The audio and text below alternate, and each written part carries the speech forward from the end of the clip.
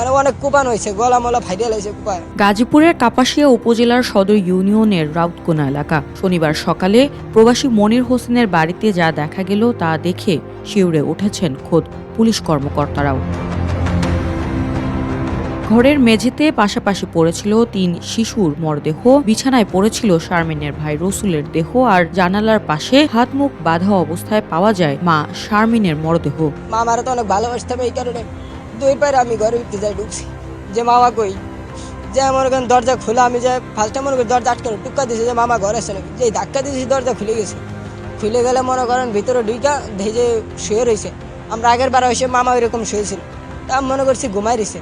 যেই উঠাইছি কম্বলটা উঠানোর পর দেই যে মামা আর নাই, মানে অনেক কুপান হয়েছে, গলা মলা ভাইরাল হয়েছে কুপায়। স্থানীয়দের অভিযোগ, শুক্রবার মধ্যরাতে কোনো এক সময় এই নৃশংস হত্যাকাণ্ড চালায় শারমিনের স্বামী ফোরকান। অভিযোগ উঠেছে, মাদকাসক্ত অবস্থায় তিনি স্ত্রী, সন্তান ও শ্যালককে কুপিয়ে হত্যার পর পরিবারের সদস্যদের ফোনে বিষয়টি জানিয়ে পালিয়ে যায়।